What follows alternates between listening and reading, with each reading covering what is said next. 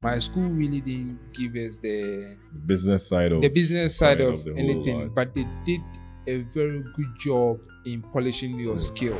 KN University is doing well. They are doing great. They are actually producing very great artists. Ghanaian also did the same, but now it's no longer in existence.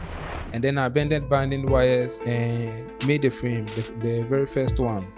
And then someone looked at it and like, whoa, you invented something. And I like the sound of that. The way he said he had invented something.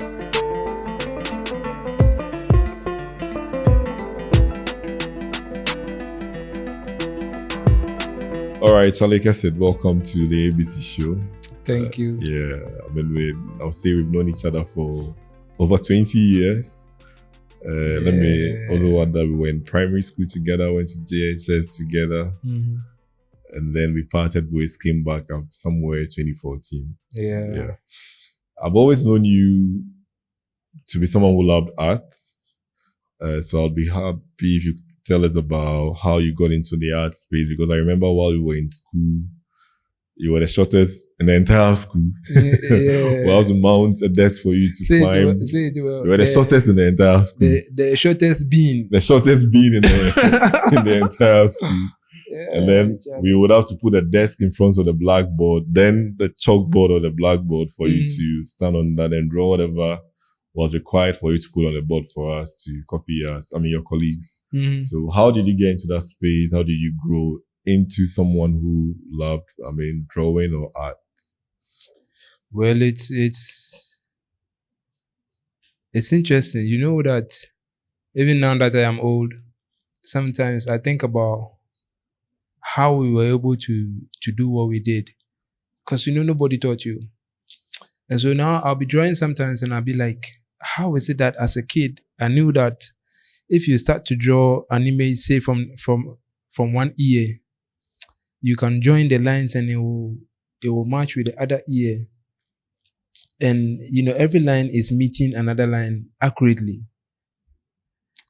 I feel like some of these things, they are just inside you. And even if you think about it before you do, then it's not real. Okay. Cause that's where you start to encounter mistakes. It's like it is there. It is just there. And if you allow it, it comes out naturally. Now that I am old and, going through school and all, sometimes when I'm creating art, I need to go all the way back to when I was a kid and draw from there. Like draw that kind of thing from there. That inspiration. Try to tell myself that, the thing actually does itself. You don't do anything. And until you are able to tap into that, you barely get what you really want. See? Yeah. It's kind of magical. So now, I'll say that maybe I'm confused because one, I know you went to an art school. And will you say that the sort of art you used, the way you understood art whilst we were in primary school, we were in, lower primary, upper primary, JHS, and how you understood art after going to an art school is different? If it's not, what was different while we were a bit younger? Because I actually I remember those days when it was very common that you were going to draw, almost every time you knew you were going to draw the Ghana map. So if you couldn't draw the Ghana map, then you had to cut the exercise with the back of the exercise book so that you could always just trace and then draw the lines and all that. But for you, how did that come so easily? Yeah, so you see that at some point as kids, so my big brother also draws. And we had this thing that we do. He will do his own drawing, I'll do my own. And then we'll go around the neighborhood and show to people, and then they will say whose is nicer. Okay. And he always won that. Okay. Like they will say, your drawing is nice, but his work looks matured, like a real artist. You see, we never like to trace. Okay. cause it felt like then you are not an artist, because anyone at all can trace. I grew up with that, so in school they taught us, they let us learn that scaling, use the squares and draw images, and so you square the surface where you be drawing on, and then you square the image itself as well, and then there is numbers to it, and it shows you, it's almost like tracing. I've never done that, cause the real feeling in creating is in the process than what you create. Okay. For people like me, when I was younger, I was drawing from images, and these are images that you just love. Most of the time they were art, cartoons, Okay, cassette Superman, covers, okay, things like Captain that. Planet, Captain Planet. So Spider-Man. I was more of the Mickey Mouse, Tasmania, then we Spider-Man, you see, and if I did a few like real images, Okay. but they were a little bit animated. The cassette covers, they had that like somebody with a Rambo gun, with a gun. yeah, things like that. Okay. Yeah, the difference between then and after school is after school opened me up to other areas of the art, Okay. and it kind of jammed up what was in my brain a little bit, and so it's taking me like a very long time to actually refine myself, you see, in the art space. So you mentioned that your big brother was also into art, also painted. I mean, as at then, did you really understand what the whole art business was about? Was your mom or were your parents artists? Were you born, or you just grew up? I mean, you had to play with a lot of drawing, so you grew up. Yeah, all right. So both of my parents, they have a little bit of art in them. Okay. My mom, for instance, she will do this craft things like mold with crochets and co. You see, my dad is with the drawings too, and so I think it runs in the family. Okay.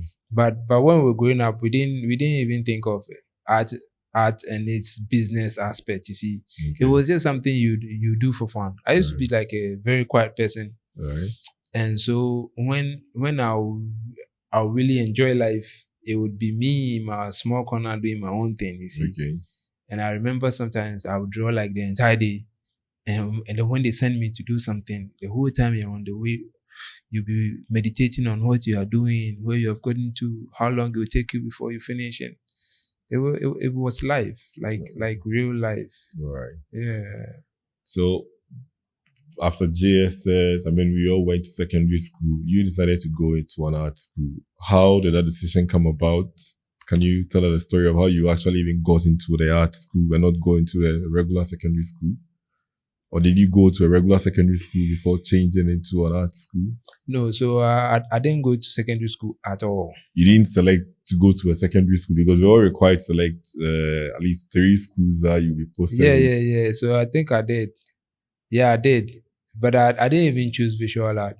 Okay. Yeah, I was rather thinking of doing general art. Okay. You mean while we were seeing While JSS? we were still in JSS, Okay. I was selling. Okay. So after school, I continued to sell. Okay. And then I felt like I wanted to do something else. So let me just track back. You were selling whilst we were in JSS. Yeah, I was selling. Because I always say that I was a bit older while I was in GSS, and I remember you very well. So what were you selling? Hats.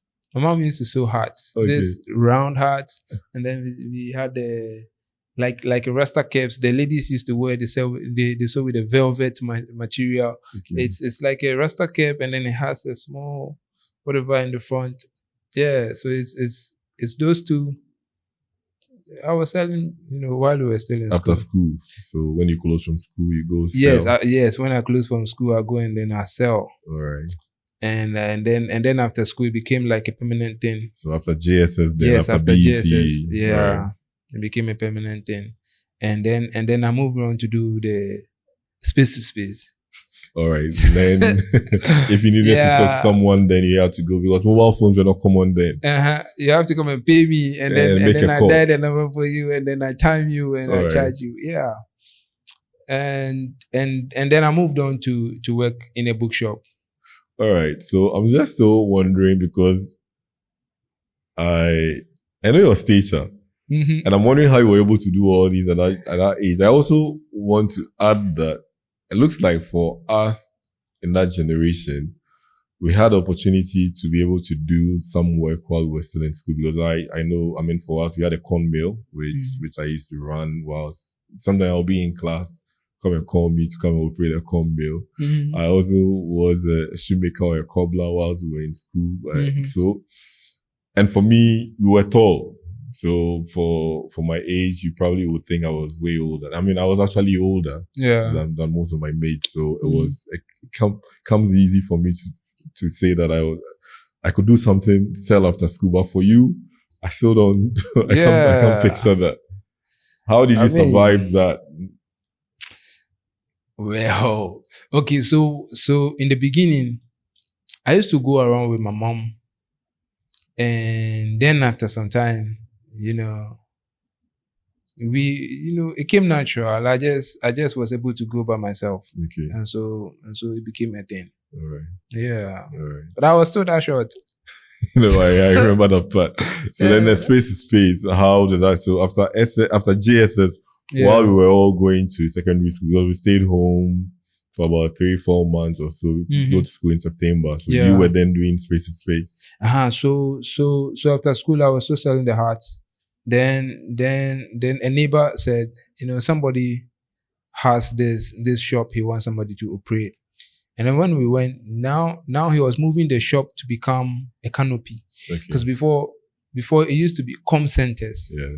Then the space to space came, and so the comm centers used to be shops like a kiosk, and then you are inside. But space to space were umbrellas when it started. Yeah. It was umbrellas, and I was fortunate because mine wasn't just an umbrella; it was a whole canopy. Okay. and the space was big. And so, a lot of people talked about it and it helped the business as well. Right. So when I met the man and we spoke, he was like, he likes me. And so he want to work with me. He showed me what I needed to do. I said, cool. And I talked to my parents about it and they said, well, it looks like it might pay much better than selling the hearts. Okay. And so, my mom will do her hearts thing and then I should go do that one. And then I took my first month's pay and I gave all of it to them. It was a plan because I wanted to buy a bicycle. And then the bicycle that I had found, it cost exactly my pay. And so I gave them the first month so that I could take the second one. All right. So let's just back. How old were you when we finished JS? Or how old were 14. You when all this was going on? 14. Yes, 14. So at 14 you were earning.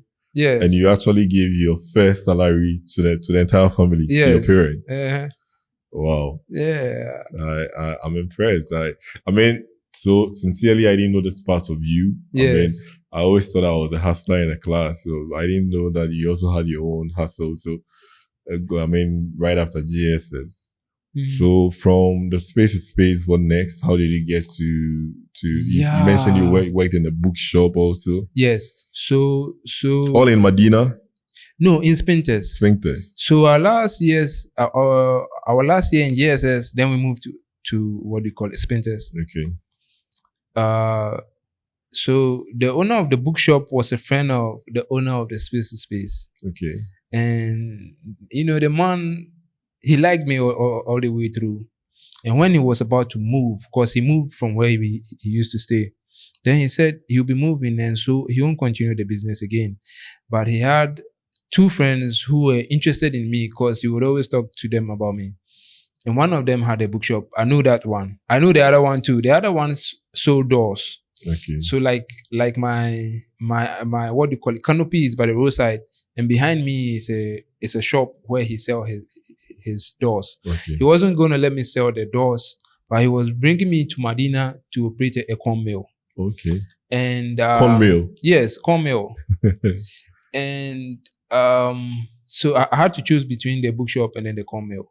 The corn mill would pay me better, but the bookshop gave me opportunities that corn mill wouldn't give me. Now, because the bookshop guy liked me, when I closed from space to space, I would go to him. Then computers weren't that common. Yeah. And so I'll go to him and then he will introduce me to, the mouse, the keyboard, and we had this, I don't remember what they call that thing that shows you how to type, and then that as Mavis Beacon, no Mavis Beacon. Mavis Beacon, yes, Okay. that's one. Okay. All right. And we play with all those things. And so I thought the bookshop was, the right place for me. Okay. And so I chose the bookshop instead. And that's how come I started working at the bookshop. Okay. But before the bookshop, I used to create art while I was manning the space to space. Okay. I'll do this, calabash. I cut them out and then I draw images on them. I lacquer them and I put them together to make like a globe. Okay. And it was all, some of those things that would just come to me and then I'll do for fun, you see. Okay. And so when I moved to the bookshop, then my parents thought I still had the art in me. It's like, I want to do, it's something I always like to do. Okay. And so they decided that I should just go to school. And then my mom told me about it. I said, yeah, it's cool. And then she went and took prospectus and everything. And we worked on it. Then from the art school. Yeah, for the art school. But did you personally decide not to go to secondary school after GSS? Oh no, so conditions weren't favorable, so I didn't even think about it. Okay. Yeah, so you knew that you were not going to go to secondary school even while we were writing the final exam. Yeah. And you know that even at that age, I was doing so much because I used to write. At school, you didn't know that part of me, but I used to write. So I would write like children's storybooks, and then I'll write some other things that I didn't know what exactly they were. Yeah, and sometime along the line, I saw an ad that says you could kind of present a book that you've written, and they help you to publish. I didn't know anything about publishing and illustration and what have you. This was after GSS. After GSS, okay. I was still 14. Okay. So I followed up on the ad, and then it was my first time I went inside the Legon campus. I didn't even know where it was. I don't know. I didn't know. I just walked there because it said the Legon library. That's where you pick a form and everything. So I told my parents about it. They said, okay, cool, check it out. I went there and I took a form, and then it says the book has to be illustrated. It has to be this, it has to be that. Then I went back and then research on all those things, and I found out that no, I've written what I have written, but it doesn't meet the requirements. Yeah. All right.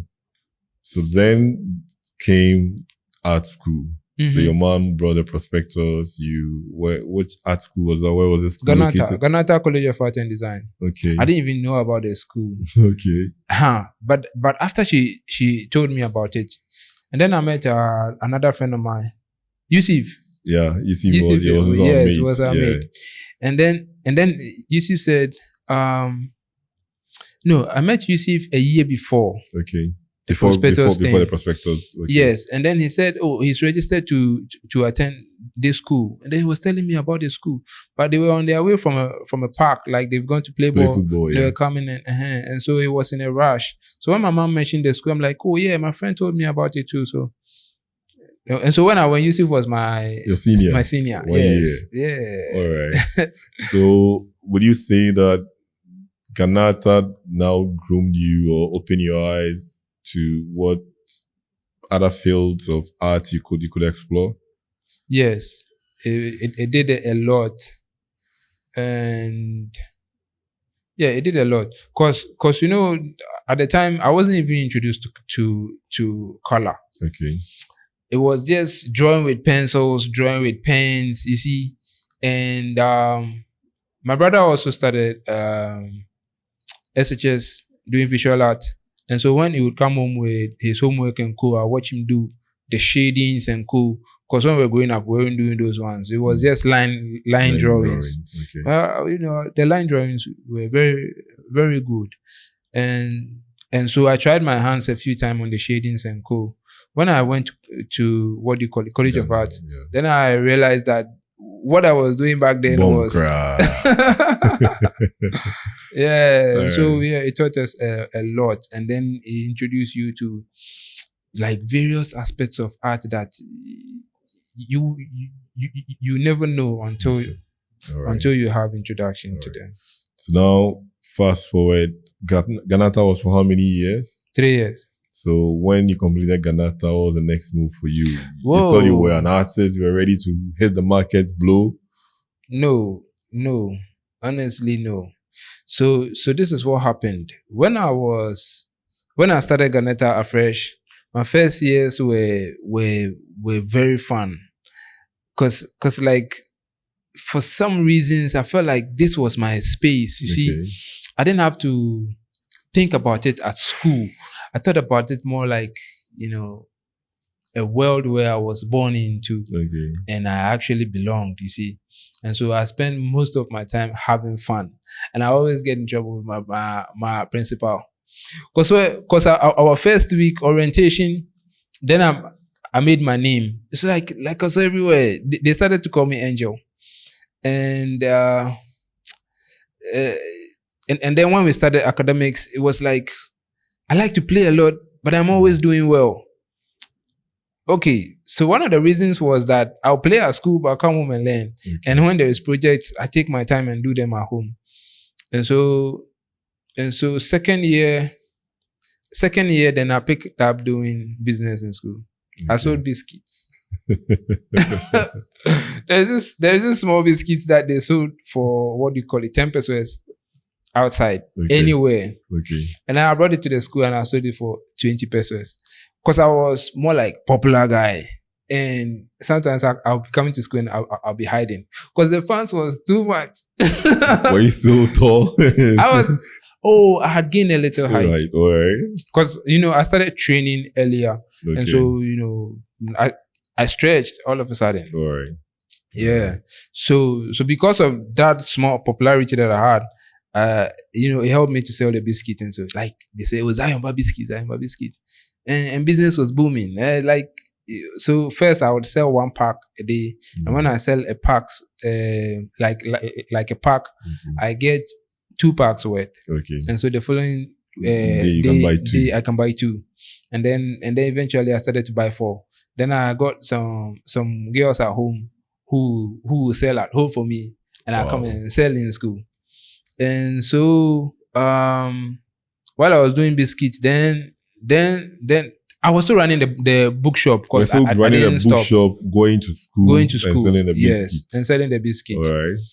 So one time a man entered the bookshop and he saw me drawing. Then he's like, "Oh, he's with some publishing company, and sometimes they need people to illustrate books, and so he wants to introduce me." I didn't really know about that business too. So I called the number and the people said, "Well, come to Dansuma and blah, blah, blah." I went within an interview. They said to bring some applications and whatever. I did all of that. Then they gave me my first contract. Whoa. And that one stopped the business, the biscuit business. Because I wasn't making time for the biscuit. Now they'll be lying around and they'll start to grow soft. And illustration actually paid my fees. So you were still in school? I was still in school. Second year? Second year. And then you had your first job? So that was second year, last semester. How old were you then? It's like, so I went to College of Art after, that was like 3 years after. So that's like 17, 18. Yeah, 17, 18. Yeah, something like that. Yeah. Maybe 18, 19, something like that. Yeah. So, I did illustrations. That was the first huge amount I actually held. Do you remember how much it was? 700 cedis. 700 cedis. 700 Ghana cedis. That was after 2007 then. Yeah, so that would be, that would be like 2008, 2009. So that was 700 cedis. Now still 700 cedis. Yes. Okay, then 7 million. 7 million. Yeah, so 700 cedis. They wrote me that was a lot of money. That was a lot they of wrote money. you a check. Wow. They wrote me a check. Did you take that to your parents again? Oh, no. So by the time we had split, my parents had gone back to, so they had moved to Techiman. Okay. That was far. I remember giving a part of it to my brother to too old for me, something like that.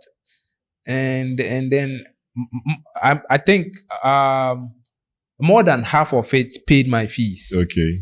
because we were close to exams and I was owing, Okay. and so I knew I had to pay that one off. All right. So I paid my fees, and I don't remember what I did with the rest. I must say that was a lot of money, because even still this modern day 2024, Yeah. people are still earning 700 CDs for working for a whole month. And and that was 2008 thereabout. That was a lot of money. That was a lot of money. Yeah, it was. And I had drawn like several images. Okay. I mean, illustration is, you have to draw. So they will give you subjects like draw a 5-year-old holding 2 pencils and smiling, things like that, wearing a school uniform. They just give you the description, and then you draw, and then you send pictures, and they're like, okay, you need to change this, add that. And then you draw. So you have like A4 sheets, bunch of them, and then you draw, and then when they approve, you do the color and move. It's a little stressful, but it paid well. Okay. It paid well, and after that contract, we did what do you call it? So like those ones were for children books. Okay. Then we did for some adult books. How do you call that one? Like novels. Novels. Okay. Yes, and those ones, the images were in March. They were in March. It's just a few. Okay. And after that, we didn't do any contracts again. Okay. So at the time when I was doing illustrations, I used to live with a friend, and then he had a camera sitting in our room. Okay. So they have a studio in the front of the house. His dad used to be a big time photographer. Okay. And so now the way we really operating the studio like that. Okay. But they had a camera there that they had their own ones that they were using, and this one sat in the room just like that.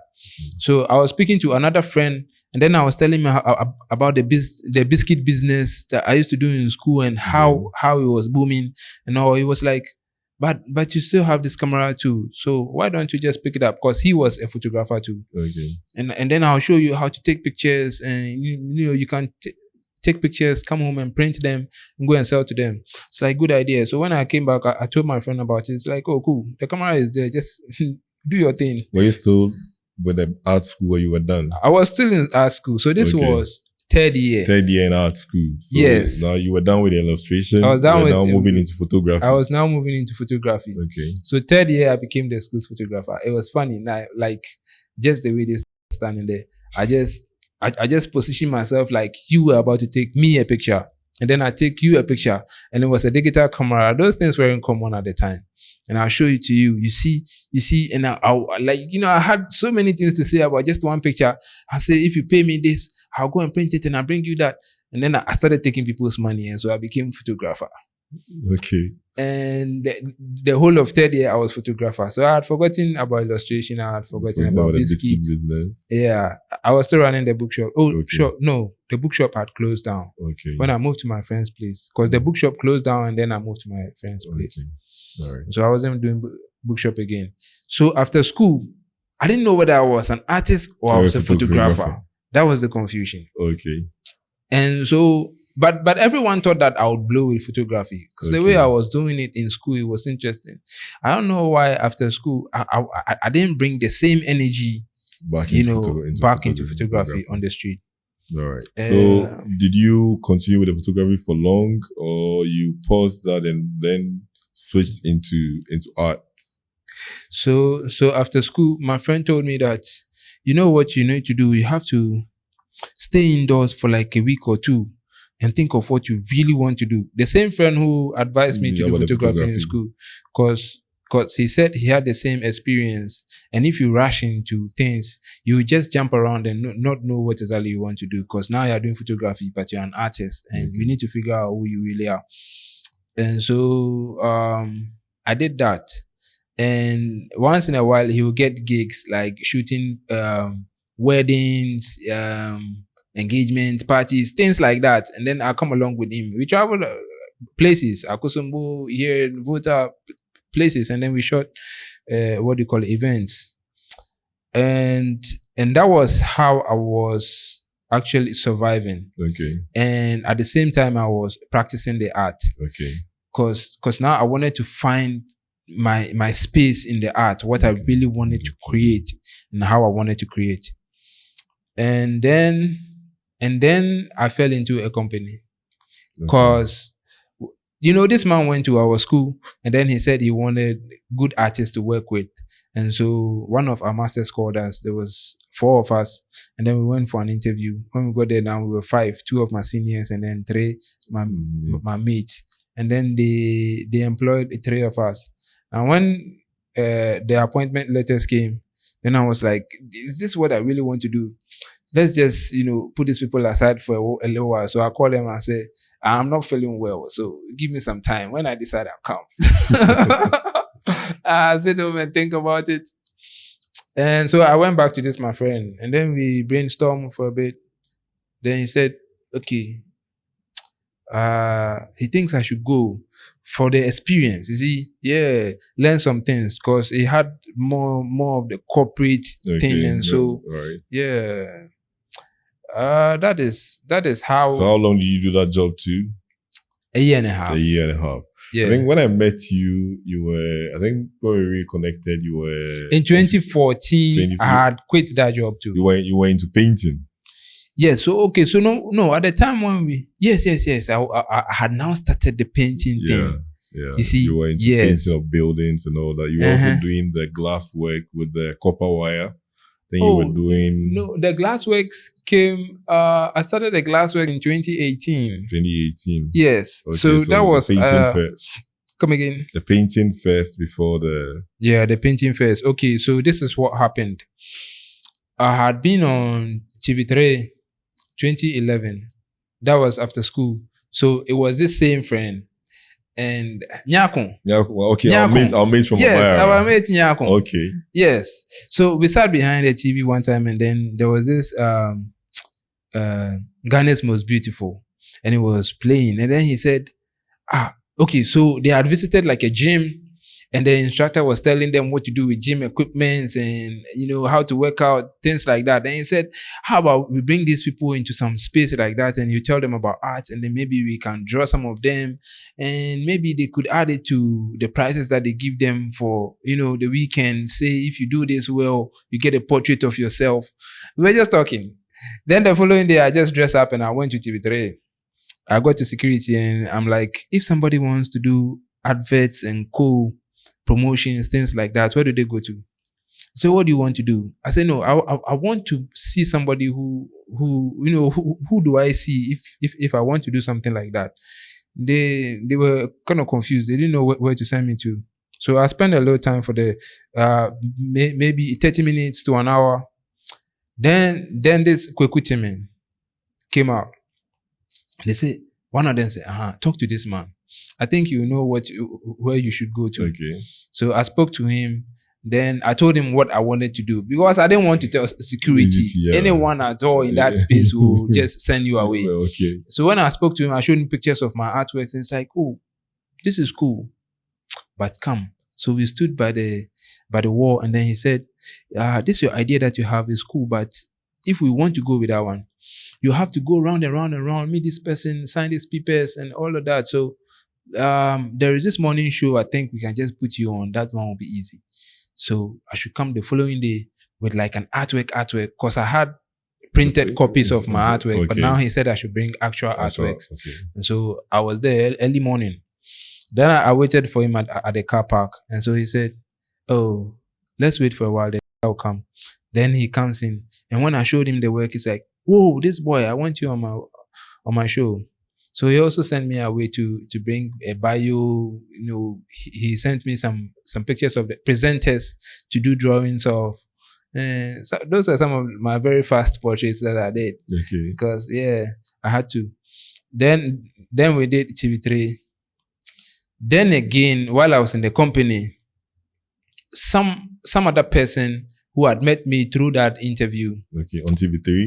Yes, on TV3 also called that, they had a new producer for the same program, Okay. but the lady wants an artist. Okay. And so if I'll be available, at the time I started doing poetry too. Okay. So I'd go to events after work and then I'll go and perform. Sometimes I'll go and sit down and watch people too. So when he said, he asked if I could show up, I said, cool. And then we arranged and I was on the event. I interviewed with Amaki Apeprese. Yeah. And then during the conversation, I said, I have this poem that I have written because I do poetry too. And, you know, it always rings in my head. Like, it sounds so good. I feel like I've always wanted, you know, an opportunity like this so I could share it. She said, share it. And so I did My Boss's Wife. It used to be one of my favorite. Now I don't know which one is my favorite yet. Yeah. And then I did My Boss's Wife. And she's like, whoa, like you're talented. How is that you're doing art, you're doing this, you're doing that? Can you still remember those lines? My Boss's Wife. Yeah. Yes, I do. Right, but you can have that. Oh yeah. Along the line, we'll bring it to you. All right. Yes. I'll let you hear my Boss's Wife. So she said, put your number on air. And it seemed like she didn't have to do that.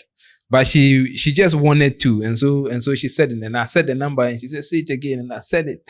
See, it was a nice conversation, yeah. and then now I started to get calls for portraits. Now this was the thing. I had told myself that we were going to go on a break from work, and I told myself that if I get up to 10 portraits during the break, it was a short one, then I would quit. Because I had been thinking about it for like 6 or 7 months to quit. And then after the interview, I got more than 10. Okay. So in my mind, this was the sign. You're not going back to the company. I wasn't going back to the job. But my boss really wanted me to stay. I stayed at home for 3 months, and for 3 months he was still paying me. And so one time I went there to tell him that, well, I'm not coming back. So I think that you shouldn't pay me because I feel some way if that money falls into the account, and I have to go and spend it while I'm not working for it. And so that chapter also closed. Okay. Then I was doing portraits and I was doing poetry.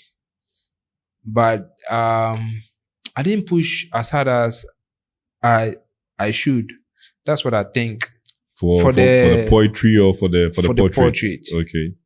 Poetry at the time, we didn't even know anybody who was getting paid, okay, doing poetry. Okay. So it was more like a fun thing. But for the portrait, I didn't push too hard. I feel like maybe I get bored at things too easy. Okay.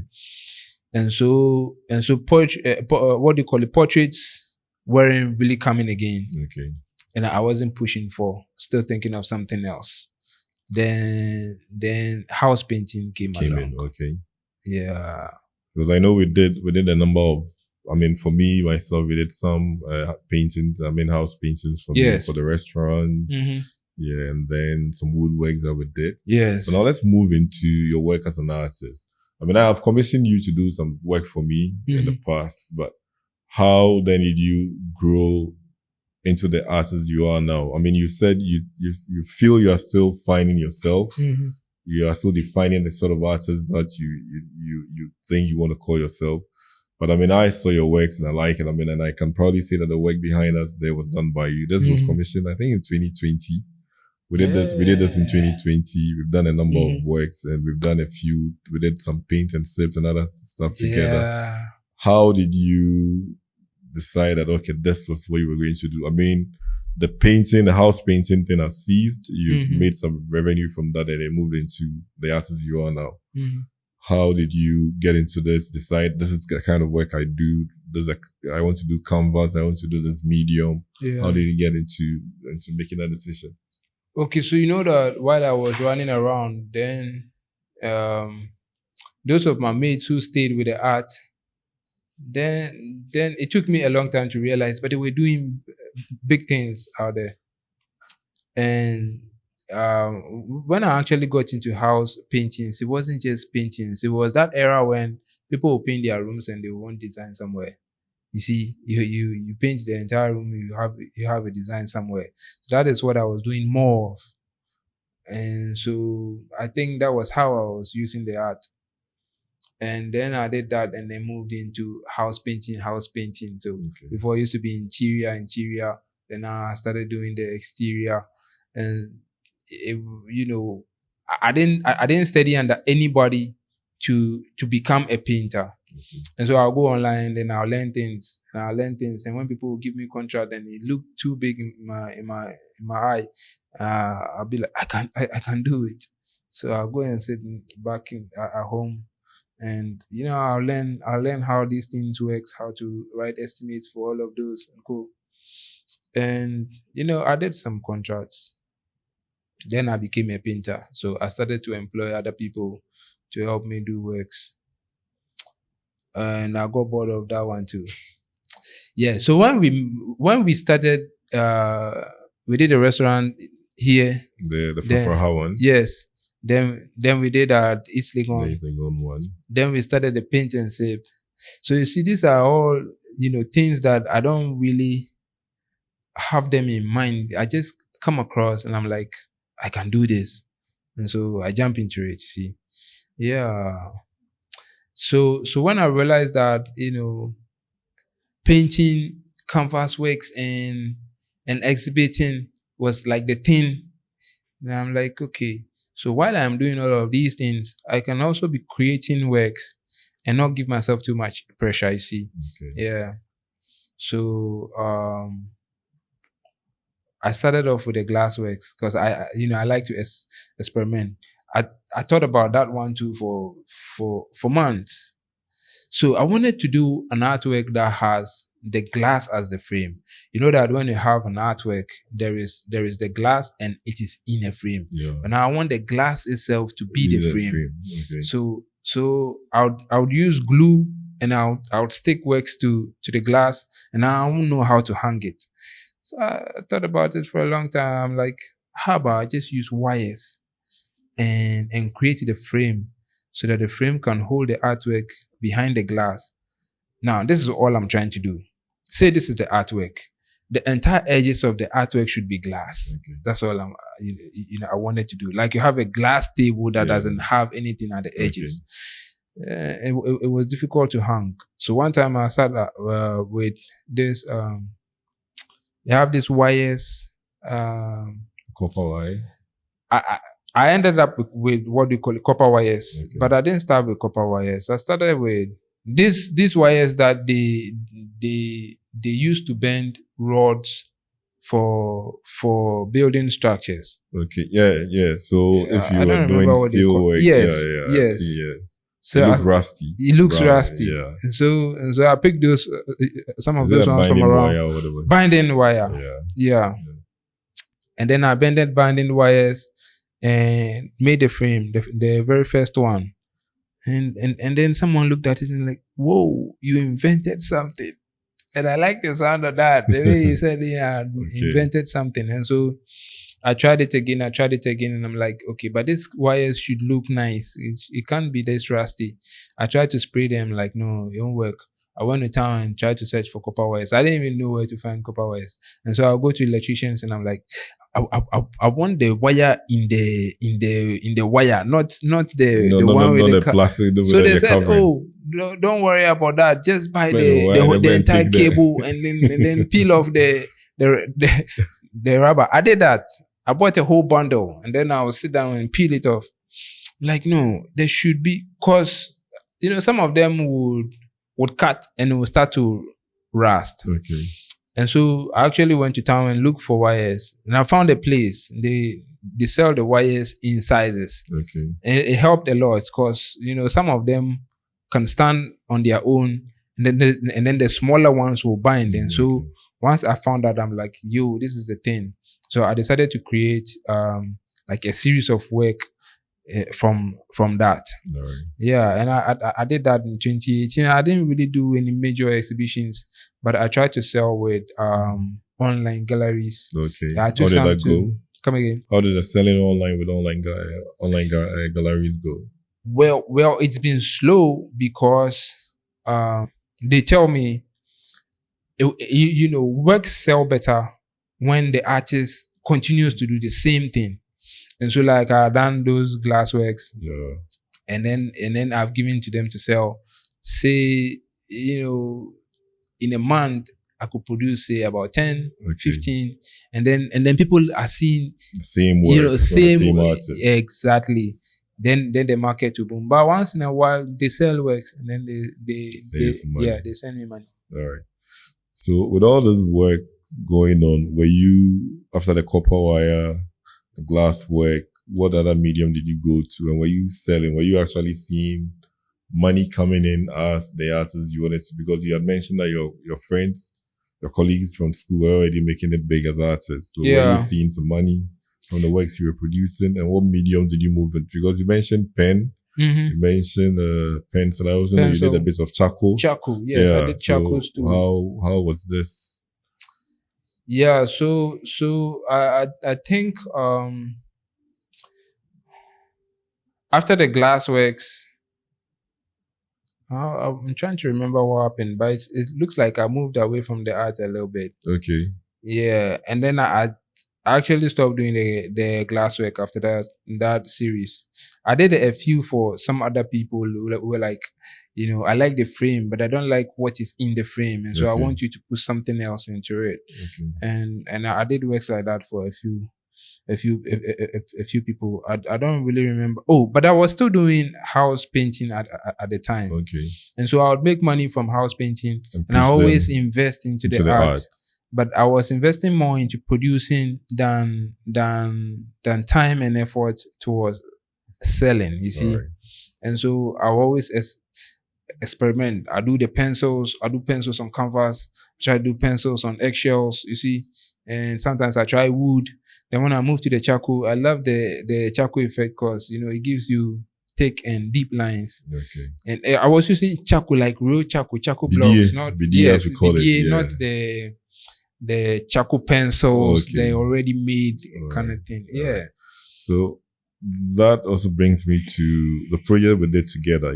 For the water project that I run, Mm-hmm. we did some artwork, wanted to do some exhibition. You had to bring together a number of artists for us to create some works so that we could sell online. Mm-hmm. How was that process for you? Had you done something of that sort in the past, or was this the first? And how was the entire journey creating works for an international market?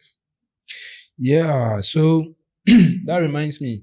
So while I was still doing the charcoal works, then I met some other people who were interested in just buying art from me. So I had some old glassworks I sold to them, and every now and then when I create art, I show it to them, and they're like, "How much? I like this one," but I was selling them very cheap. Then there was a competition online. Big pen. Yeah, had this pen. What do you call it? Drawing competition. And so I tried that one. I didn't win anything, but it gave me the idea to now do pen. Cause after I did that work, now I fell in love with using the pen too. Okay. And so now I started doing pen on canvas. And we used to talk about creating art and selling. You and I. Yeah. And so when you talked about the project, it didn't seem like anything too strange. It was easy. And at the time I was picking like young artists and try to help them into the space. Okay. Like teach them the basic things that I know. What to create, how to create, the process and how to approach the market, things like that. I didn't know too much, but the little that I knew, I always wanted to share. And so bringing other artists on board wasn't so difficult because I had them. Okay. And I was always pushing them to do things. And so, you see, if there is a project, they want to prove to me that, the little that I have taught them, they can actually use it. And so, Right. yeah, it was easy to get them. All right. I mean, listening to you, I can say that you seem to do a lot of things. You also mentioned that you usually get bored doing stuff. So you start, you stop. I mean, you did a glass, you did pen, you did charcoal, you did house painting, Yeah. poetry, biscuit, photography. and all that. Yeah. I mean, they are all forms of art. But did you get to learn the business side of art whilst you were in school, and you think that that would have made a lot more difference if you understood the business of being an artist, whether that would have changed a lot, because from what you mentioned, consistency as an artist is what pays. So you create the same kind of work over and over and over and over again, so that you are known for the works that you create. Did you know that at the early stages, or it took you a while to know this? It took me a while. It took me a very long time, and I didn't really pay attention to the business side. What I failed to see was that it didn't really matter what you were creating, so long as it was real and it was coming from within, you see. And so when people will start to make suggestions and say, I wish that you do this way, or you could do this, you could do that. And I would listen to people and I'd be like, maybe I should change this, or I should change that. But if I had stuck to what I was doing, cause you don't always get it right away, see, the first time. Yeah. Yes. And most of it were new to me, because I knew there is a part of me that is an artist from birth, you see, and that part is still inside of you. You can't alter it. You can't change it. You can only improve what it does, you see. And now I've come to know all these things. So I'll sit down and be like, okay, some artists just do landscapes and they do very well at it. Some artists are doing portraits, just faces of people. They do so very well at it. And then I pick portrait, because I used to love portraits. People will say, especially within our setting, like, why do you draw another person and expect me to hang it in my room? And so I have to want to answer that question, you see. And then I want to draw figures, and everybody had something to say.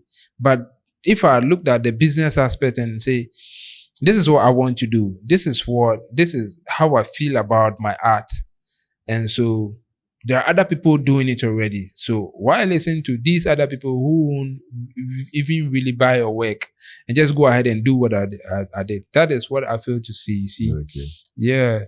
And I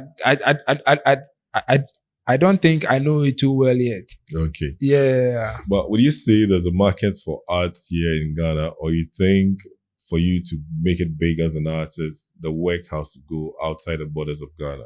Are people really ready to pay for the works that are done here within Ghana? Yes, now there is. Okay. Not too long ago, it will be hard to say. But now there is a market. Now the Ghanaian people are understanding the art and its business aspect, where you are not buying the art just cause it's a nice piece, but you are buying it because it's an investment. So you actually purchase the art as like a treasure, something that you hope to sell, in exchange for a much huge sum than what you paid for. Right. Yeah. So now there is market for it. All right.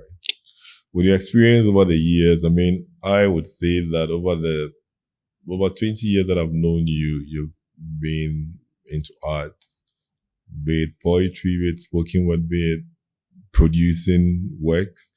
Mm-hmm. What do you think the market here lacks? So for the artist who is coming up and wants to make it, what is it that they need to be able to make it out there? Is the art school still running? I know KNUST runs an arts program for arts. I mean, they run different forms of arts programs. That's the degree program that I know of. Is your art school still running? Are there other art schools that are bridging the gap, the knowledge gap that artists require to actually produce work that meets the market, meets the standard, and can make it big? Well, I think KNUST is doing well. They are doing great. They are actually producing very great artists. Ganata also did the same, but now it's no longer in existence. Okay. I've heard of a few through some other artists who are rising, but I don't know about those schools. Okay. And so, but I think I think there should be more. Okay. Yeah, I really think there should be more. Cause there are lots of artists here who wouldn't even know what to create, you see, and because they don't have introduction to some of these things. My school really didn't give us The business side of the the anything, whole art. but they did a very good job in polishing your skill. Okay, and the creating process. Yes, and the creating process. Like they give you all the tools, you see, and so there is a lot you can do with it. Okay. For the business aspect right now, so sometime back I spoke to one of my artist friends who have made it. They are like, the business keeps changing. And so to some extent they've made it, but there is still competition. All you actually need to do is create artworks that, you know, the people can't resist. And the galleries, the collectors, they will come out after you. Right. And now the internet and coding, it makes it easier for the artists. Okay. And then it opens it up even wider. Because now everybody at all can just wake up and be an artist. Right. And even now that we have this AI and co, it's going to be worse. All right. I mean, I am of the view that, I mean, AI has no space in art. That's my view. I mean, it could guide you in some parts, but in creating the work itself, I don't think that's my view that AI shouldn't have a space in it, because it's something that should come from within, be inspired to create the work. Because for me, if I commission a work, I have a certain expectation, and I don't think I want AI in that space.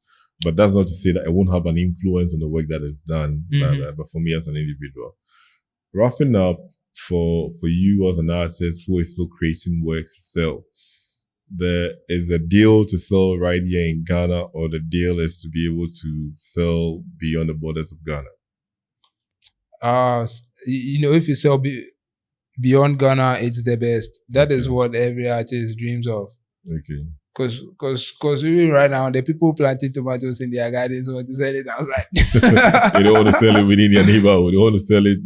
You make more when you sell it outside. All right. Yes, all right. You make more. And you know, so now I'm saying the market is open down here. Okay. It's open down here because the big galleries out there are actually connecting with galleries down here. Okay. And they even open their own galleries here. And when they sell your works here, it's not the same as if they sell outside there. So every artist will want to go out. Right. It is the best. And your works that are probably coming up, what kind of works should we anticipate that we'll see you create? Are you still searching for different mediums to express the work that you do, or you have something definite you're working on? And I'm asking this because for me, I believe that the Ghana story is not really being told in the art pieces yet. So if you want the very definite artworks that you see, beach, market women and all that, the very simple ones that you can find, and you find a number of them on the streets, it's simple to find them, but I really haven't seen someone come up with some work with like the Kente story, the Anansi story. I haven't really seen artworks put together telling a story. What are you working towards? Do you think that my assertion that no one is really telling our story with art is true, or I haven't really seen the works? Yeah. I think there is some other people you need to meet. Cause some artists are doing that. Right. The Afro Galonism guy is doing well. You know, pushing Ghana on the map. He does this. The what do you call it?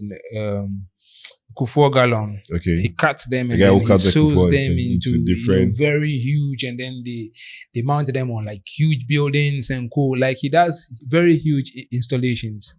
El Anachu is another one. El Anachu is a very, very old artist.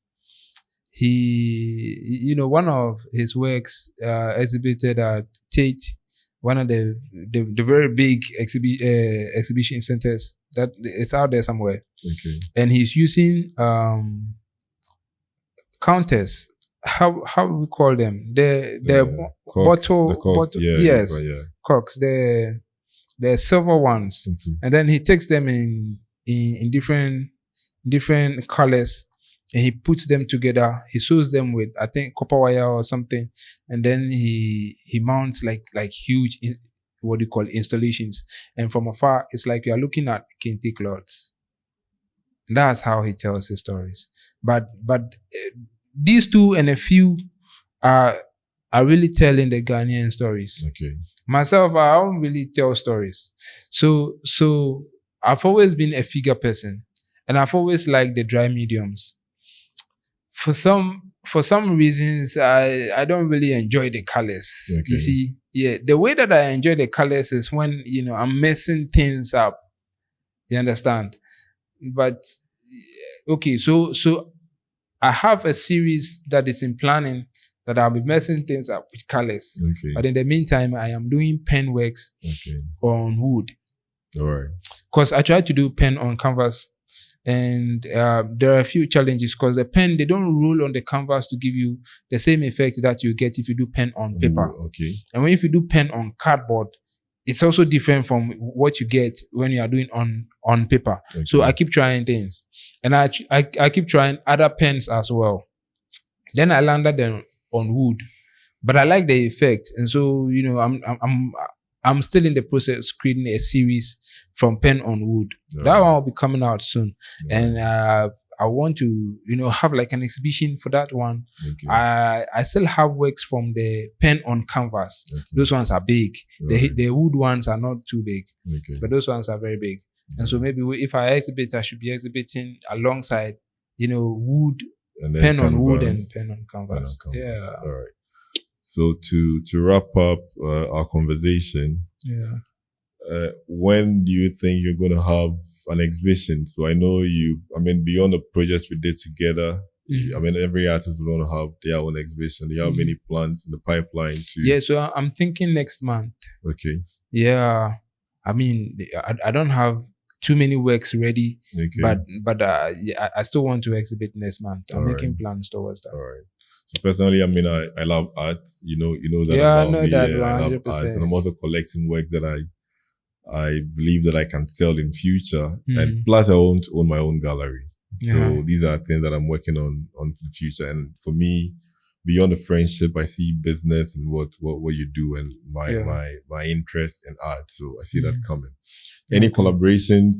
We have our own collaborations that we'll talk about. Any collaborations coming up again beyond what we did together? Any artists that you're working with for some work? Yeah, so last year so myself and Nino, you know Nino. Yeah, I know Nino. Yeah, so we did a collection with Akambo. Okay, yeah, So I know Akambo is a poet. I'm a poet. Nino is also a poet. And then he comes, so he has a vision of, working with artists to create something, because, he runs Germany back and forth. So he's been wanting to do that for a very long time. And so when he came to know that, myself and we also do art, because he mentioned some other artists that he talked about it with them, that we decided to create. And so we created 20 pieces. 20 pieces is colored. So Nino is doing the colored. I do the pen works. And then what Akambo does is he uses beads to complete the work. Okay. However he does that. Okay. And it's kind of cool, because Akambo is not really artist, but Okay. he's learning things from around, and then he got some ideas from learning beadworks, a little bit of shoe, and the collage thing, and so he's also doing some wonderful things to the art. That would be the other collaboration that I've done besides your own. Okay. And we are also discussing a collaboration with me and All right. Yeah. All right. We haven't found a team or anything yet, but it's still in planning. All right. Just keep me in the pipeline. It's a space I'm interested in. So, you promised us, giving us the my boss's wife. Yeah. So your boss's wife, you can wrap the whole conversation up with your boss's wife. Yeah. Okay. Once you don't find trouble from your boss. Well, so So when I did this on TV, then the interviewer, she said, so is it likely that your boss is watching? I said, oh yeah, I told him I was going to be on TV, and so I know the entire company is watching. It's like, so how would you feel about what you are saying? I'm like, well, he's not my only boss, so I can't really, he can't really sit there and say it's his wife I am talking about. All right. I admired my boss's wife right from when we first met, and I am trying not to consider it what they refer to as love at first sight. I admire many things in this life, most of which I can't have, although more often I think I must. I admire poets and artists, flashy cars and a house on a mountain. I admire not only bikini colors and serenity of seashore, but a lot more. I admired nature. She admired rainbow and sunflowers and fireflies when I was young. Those days are long gone. When I admired that schoolgirl, never said to her, just thought of her as my future wife. The closest we ever go was by and high, and I didn't care how long or how far apart we may come to be. She was always in my dreams. I watched her grow in my mind, and now here am I. I admire my boss's wife not just because she is cute, even though I don't deny she is. Not just because she's smart and confident when she speaks. I admire her not only because she has a beautiful face and looks sexy even in suit, or because she has that voice that puts every man in Adam's shoes. Her stunning smile turns me on. She is soft to touch. Well, soft at heart. I can't resist her any wish which I consider command. I see crystals when I look in her eyes. Glittering touches of sunlight surfacing running waters. That's her fingers. My ears fed with the soft sound of her singing high heels kick across from the office doors as if to say, honey, I'm here. Sweet-scented perfume spices all my nights. Who could I see in my dreams but her? She's always busy, never dizzy. One of her attitudes that inspires me, and I care less that her husband despises me. Not for just anything, but for many reasons, not including him being apprehensive of what there is with me and his wife. Oh, his wife. I like the sound when she says my name, even though she hasn't the pronunciation right. I believe not to have had a crush on her, even though I say so to my colleagues and they think I should be scared, but please. I recognize my place as nothing more than just an employee with a mistress I can't call Empress and a peanut salary. I have seek reasons to let my desire to admire her decrease, but even my dreams won't let me. I still glances at her from any distance possible, the least chance granted, and call her names admirably, like shoddy, pretty, or sweet, jokingly, more often absent-mindedly, unconcerned about who could be watching me. She is one of the reasons I haven't called my job a quit, and I never knew what else I wanted besides admiring her until this. This is not a poem. It is a confession. Well, I know why you should worry if your boss is watching. All right. So, Kenson, thank you very much. Thanks a lot for having me. It's been a long journey. I'm sure there's a lot of years ahead of us. Mm-hmm. Bigger things to do. And next time when we have you here, probably we'll be discussing your biggest exhibition. Yeah. And probably your biggest sales. So, Charlie, enjoy the journey ahead. And I can tell you that there's a lot more ahead of you. So, thanks Charlie, a lot. Thanks for coming on. Yeah. Thanks so much for having me too.